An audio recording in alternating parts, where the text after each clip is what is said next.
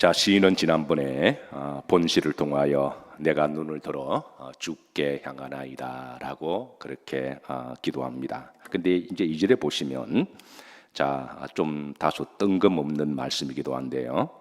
자, 이렇게 비유를 통하여 하나님께 그렇게 간구하는데요. 다 같이 한번 합독합니다. 상전의 손을 바라보는 종들의 눈같이 여주인의 손을 바라보는 여종의 눈같이 그랬습니다. 여기 보면 이제 상전을 바라보는 종들의 눈을 강조하고 있습니다. 그리고 여종의 또 눈을 그렇게 강조하면서 하나님께 은혜를 베풀어 주시기를 그렇게 대조대비하여 비유하고 있습니다. 자, 이게 이제 무슨 말이냐면 이스라엘 백성들이 바벨론 포로 생활할 때 저들은 주인을 누구를 만나느냐에 따라서 저들의 운명이 갈라지기도 해요. 소위 이제 팔자가 달라지기도 하는데요. 가령 예컨대 악한 주인을 만났다 그러면 저들은 온갖 악행과 학대와 그리고 구타를 당하기도 하고, 때로는 죽임을 당하면 옛날에는 둘둘 말아서 아무데나 갖다 버리는 것이 이 흔한 일들이 있어서, 그래서 악한 주인을 만나게 되면 정말 큰 어려움과 고통을 당하게 됩니다. 그런데 바빌론 사람이라고 해서 다 악하고 나쁜 사람들만 있는 것이 아니라 그 중에 좋은 주인들도 들어 있었습니다. 선하고 착하고 인격적이고 그런 좋은 주인을 만나면 이제 그 밑에서 이제 노예로 종으로 잡혀온 유대인들에는 그래도 이제 많은 그래도 이제 인격적으로 대해주고 그리고 선함을 대해주기도 합니다. 사실은 이스라엘 백성들이 6월절이 되면 바벨론에서 예루살렘까지 이제 와서 성지 순례를 한다고 하는 것은 이거는 결코 쉬운 일이 아닙니다. 정통 유대인들은 자기들의 소원이 있다면 1년에 한 번 정도는 예루살렘을 방문해서 하나님 앞에 예배드리는 것이 저들의 가장 큰 소원인데요. 그래서 이런 소원을 알고 상절의 주인들에게 이런 부탁을 하게 되면 이제 악한 주인은 이 무슨 소리냐 그러면서 더 학대를 했을 겁니다. 그런데 이제 좋은 주인들은 여러모로 생각을 해서 아마 이제 다녀오도록 배려를 했는데요. 사실 바벨론에서 예루살렘까지 거리가 한 2,000km가 돼요. 그래서 걸어오려면 한 2달 정도 걸리거든요. 오는 길이 만만치도 않지만 주인의 입장에서 바라볼 때 가는 길 2달, 오는 길 2달, 그러면 이 4개월 동안에 그래서 혜택을 주게 되는 건데 사실 이게 보통 일은 아니죠. 그래서 선하고 좋은 주인은 이제 가끔 뭐 해마다 그럴 수는 없지만 그래도 몇 년에 한 번 정도는 그 종이 간절히 간구하고 은혜를 베풀면 그래 이번에는 좀 다녀오시게 그러면서 허락도 해주고, 또 오고 가는 길에 뭐 노자든 얼마든 간에 그렇게 이 정성을 표해서 이렇게 주는 그런 주인이 있는 거죠. 그래서 저들은 이런 비유를 통해서 다시 2절에 보시면 이제 바빌론 포로로 종된 저들의 신세를 바라보며 상전의 손을 바라보는 종들의 목과 같이 눈같이, 그래서 은혜를 베풀어 주기를 바라는 그 눈, 그리고 여주인의 손을 바라보는 여종의 눈같이, 그래서 이 눈을 강조하고 있습니다. 그러니까 얼마나 은혜를 바라보고 긍휼을 베풀어 주기를, 뭐 생사 여탈권을 주인이 가지고 있으니까 거절할 수도 있고 예사할 수도 있고 심지어 죽일 수도 있고 살릴 수도 있고 이런 절박한 상황 속에서, 그래서 저들은 마침 좋은 주인을 만나서 이제 예루살렘까지 순례를 행하게 됩니다. 그래서 여리고에서 예루살렘까지 올라가는 길에 이제 다시 눈을 들어 성전이 보이는 그런 곳이 있을 때마다 저들은 자신의 삶을 대비시켜서 하나님을 바라보며 이렇게 기도합니다. 우리의 눈이 여호와 우리 하나님을 바라보며, 마치 상전의 눈을 바라보면서 이번에 좀 보내주시기를, 그렇게 한 그런 이제 겸손의 눈처럼 하나님을 바라보며 우리에게 은혜 베풀어 주시기를 기다리나이다 라고 그렇게 기도하는 것이죠. 예. 그래서 저들은 이런 마음으로 성전에 올라갑니다. 사랑하는 성도 여러분, 우리가 마음만 먹으면 성전에 와서 하나님께 예배하고 기도하고 또 성도의 거룩성을 다시 한번 다짐하고 믿음으로 살아간다고 하는 게 복인 줄로 믿으시기를 주의 이름으로 축복합니다. 자, 3절입니다. 자, 3절 보시면 자, 합독합니다. 여호와여 우리에게 은혜를 베푸시고 또 은혜를 베푸소서. 심한 멸시가 우리에게 넘치나이다. 시인은 성전에 올라가면서 이제 하나님께 은혜를 베풀어 주시기를 그렇게 두 번이나 간구하고 있습니다. 이는 근본적으로 이제 모든 것을 다 주관하시는 분은 하나님이시고 또 하나님의 은혜를 베풀어 주셔야만 살 수가 있다는 신앙 고백이기도 하죠. 그리고 후렴절입니다. 심한 멸시가 누구에게? 우리에게. 우리는 단수가 아니라 복수죠. 그러니까 자기만의 문제가 아니라 바벨론에서 예루살렘까지 그렇게 순례를 오면서 그렇게 만나는 사람들이 있잖아요. 근데 그렇게 한 2,000km가 되는 유월절을 맞이해서 올라온 길에 만나는 이제 순례의 동무들을 만나면 이야기 들어보면 다 구구절절한 사인들이 있습니다. 왜 안 그럴까요? 바빌론 포로로 끌려가서 저들이 70년 동안 생활하면서 저들이 겪는 고통과 삶의 이야기 보따리가 눈물 없이는 들을 수가 없는 가끔 그런 이야기를 해요. 어느 성도님이 목사님 제가 이야기를 글로 쓰면요 책이 몇 권이 되고요 울지 않을 사람이 없습니다 라고 그렇게 하소연하는 분이 계십니다. 실제로 그렇기도 하고요. 근데 제가 보면 다 그렇습니다. 한 분 한 분들이 걸어온 길이 만만한 길도 아니고 눈물과 아픔이 없이는 들을 수 없는 그런 인생의 여정들이 있는 거죠. 그런데 우리가 평범한 삶을 살아도 이런 굴곡이 인생이 파도처럼 이어지는데 이들은 바벨론에서 도로 생활하면서 사는 게 얼마나 힘들었을까요? 그래서 저들이 오면서 이렇게 길동무가 되어서 이런저런 이야기하다 보니까 대부분 이야기가 우리가 심한 멸시가 우리가 넘치도록 우리가 그런 삶을 살아가고 있다라고 한탄하면서 하소연하면서 그렇게 올라오죠. 그래서 3절에 보면 그럼절입니다. 심한 멸시가 우리에게 뭐하나이다? 넘치나이다. 사실 아무리 좋은 주인을 만나도 사실 바빌론 포로로 노예로 종으로 자유가 없이 살아가는 게 그게 힘든 인생이죠. 자, 그래서 이제 다시 4절로 이어집니다. 합독합니다.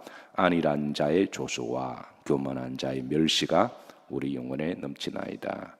아마 시인은 같이 오다가 어떤 이제 그 순례의 동지를 만났을 때에 그 사람의 주인은 특별히 악하고 나쁜 주인이었던 것 같아요. 그래서 그 악하고 나쁜 주인은 안일한 자의 조소를 이렇게 행하고 말을 한마디 하면 비웃거나 핀잔을 주거나 책망하거나 야단 주거나 그런 나쁜 주인도 있는 거죠. 교만한 자의 멸시. 그래서 힘이 있다고 교만하고 거만하게 종도를 함부로 학대하고 때리고 인격을 무시하는 이런 그런 멸시를 그렇게 당한 어느 이제 길동무를 만나서 그런 이야기를 듣는 거죠. 그래서 4절에 보시면 자, 이런 것이 우리의 어디에 넘치나이다? 영혼에 넘치나이다. 그런 것들이 너무나 상처가 되어서 영혼의 상처는 우리가 씻을 수 있는 것은 아니죠. 육신의 상처는 우리가 이제 의사에게 찾아가거나 시간이 지나면 이 부분이 이렇게 우리가 치유가 되는데, 그런데 영혼의 상처는 이게 사람으로 치유할 수 있는 그런 상처는 아닙니다.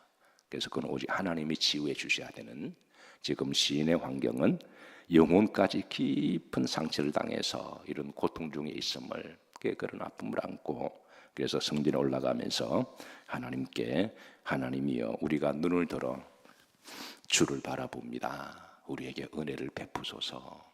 우리에게 은혜를 베푸소서. 우리가 심한 멸시를 당하기도 하고 그리고 교만한 자의 조소를 당해서 우리가 영적으로 굉장히 상처가 있는데 하나님이 은혜를 베풀어 주셔서 우리를 치유해 주시고 또 우리를 돌봐 주시고 언젠가는 때가 되어서 하나님이 자유의 몸에서 돌아와서 마음껏 주의 성전에 우리가 기쁨과 즐거움으로 성전에 올라갈 수 있도록 그렇게 기도하고 있어요. 우리나라도 한때 이런 비슷한 경험을 당한 적이 있죠. 36년 동안의 일제 강점하에 나라도 빼앗기고 그리고 이제 땅도 빼앗기고 모든 것을 다 빼앗겨서 그때 교회에 간다고 하는 것은 마치 순교적 각오를 해야만 교회를 간다고 하는 것은 곧 학대와 멸시를 당하는 것이고 때로는 이제 감옥에 가기도 하고 죽기도 하는데요. 우리도 그런 약간의 역사적인 경험이 있습니다. 그리고 하나님 우리나라를 지극히 긍휼히 여겨주시고 또 그런 가운데 끝까지 신앙을 포기치 않고 기도한 성도들의 기도를 들어주시고 우리나라를 이제 그래도 독립하게 하신 분은 하나님이신 줄로 믿습니다. 그리고 지금은 우리가 마음만 먹으면 얼마든지 교회에 올 수가 있잖아요. 그래서 올 때에 뭐 개인적으로도 어려움도 있고 그런 뭐 형편도 있겠지만 그러나 오늘 시인에 비하면 우리가 성전에 오는 것이 얼마나 시온의 도로가 활짝 열렸는지 우리가 알 수가 있는 거죠. 그래서 성전에 와서 예배드리고 기도하는 것 자체가 우리가 하나님 감사합니다. 그렇게 우리가 고백해야 될 줄로 믿습니다. 가끔 제가 목에 알러지가 있어서 이게 한번 도질 때가 있습니다. 작년에는 이제 이걸 그냥 지나갔는데 그래서 지나가도 하나님 은혜고 또 도저도 하나님 은혜라고 생각해요. 그래서 이제 목에 알러지가 한번 도지게 되면 한번 이제 며칠 동안에 밤새도록 기침하고 그래서 이제 좀 홍역을 치르게 되는데 그 요즘 이제 지난 주일 저녁부터 좀 몸이 안 좋아서 교회 또 여러 행사들이 또 있다 보니까 그래서 또 알러지가 도진 것 같아요. 그래서 이제 염증이 생기고 약을 먹기는 하는데 그래서 거의 그냥 뭐 마약 먹은 것처럼 호랭호랭 뭐 해롱해롱하면서 밤새도록 기침하더니 근육이 식스팩이 됐습니다. 몸이 식스팩이 돼가지고 그래서 내가 기침하는 걸 보면서 집사람이 어제 오늘 새벽 예배 할 수 있으시겠냐고 목사님 힘드시면 부목사님께 맡기시는 게 어떻겠냐고 그래서 내가 대답을 안 했습니다. 대답을 안 하고 그래도 어제 이제 목장실에 나와서 설교 준비하고 자료를 다 보내주면서 부목사님들도 이제 말씀 전하는 게 쉽지 않을 터인데 목사가 갑자기 이렇게 부탁하면 또 얼마나 힘들까 생각하고 그리고 그래도 육신적으로 약간 힘들지만 많이 힘든 건 아니에요. 너무 염려하지 마시고 오히려 이럴 때가 더 은혜가 되기도 해요. 성전에 나올 수 있다고 하는 게 하나님 은혜고 그러니까 건강해도 은혜고 아파도 은혜고 근데 아파봐야 건강할 때가 더 큰 은혜인 것을 우리가 실감하게 되는 거죠. 고난도 그렇잖아요. 고난 없으면 참 좋기는 한데 고난을 한번 당해봐야 평범한 날이 이건 참 은혜다. 이건 참 축복이다. 우리가 그걸 깨닫게 되는 거잖아요. 그래서 오늘 시인도 그렇습니다. 자유할 때 하나님이 나중에 이제 시인의 기도를 들으시고 바빌론 포로에서 다 돌아오게 하시거든요. 저들이 기쁨으로 다 돌아왔습니다. 근데 세월이 좀 지나고 저들이 성전에 올라갈 때 여리고에서 이런 절박한 마음이 있느냐는 거예요. 시간이 지날수록 이 절박한 마음이 사라집니다.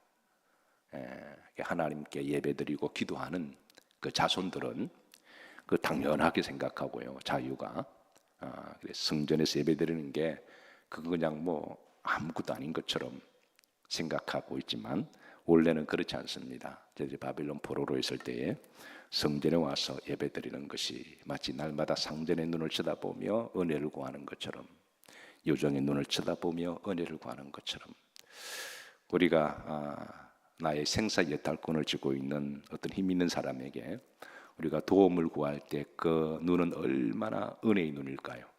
얼마나 겸손한 눈일까요? 얼마나 긍휼을 구하는 눈일까요?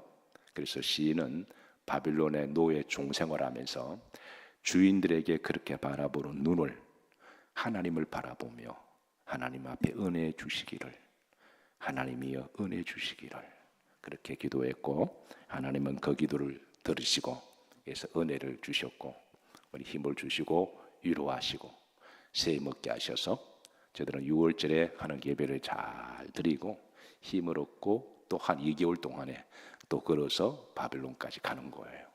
여러분 보통 일이 아닙니다. 가서 또 열심히 살고 또 하나님이 이제 때가 되셔서 이 바벨론 유수 70년이 마치게 되었을 때에 이제 자유하게 하신 거죠. 자, 우리가 살아가다 보면 이 만남의 복이 참 중요한 것 같아요. 일상생활에서 내 상사가 어떤 사람이냐, 좋은 사람이고 인격적인 사람이면 그 밑에서 일하는 게 그게 참 좋아요. 근데 상사가 이런 말해서 맞지만 이게 인격적이지 않고 요게 그냥 그 인간 말종이다. 그러면 이게 참 힘들어요. 혹시 여러분 가운데 일하시는 중에 여러분 힘들게 하시는 분이 계시면 오늘 말씀으로 위로받으시고 하나님 은혜 주시기를 기도하시고 또 여러분들이 누군가를 좀 이렇게 할 수 있는 위치에 계신다면 여러분들 은혜로운 이제 상사가 되시기를 하나님의 마음을 품은 상사가 되셔서 그 함께 같이 섬기는 분들과 이렇게 행복한 그런 만남이 되기를 주의 이름으로 축복합니다.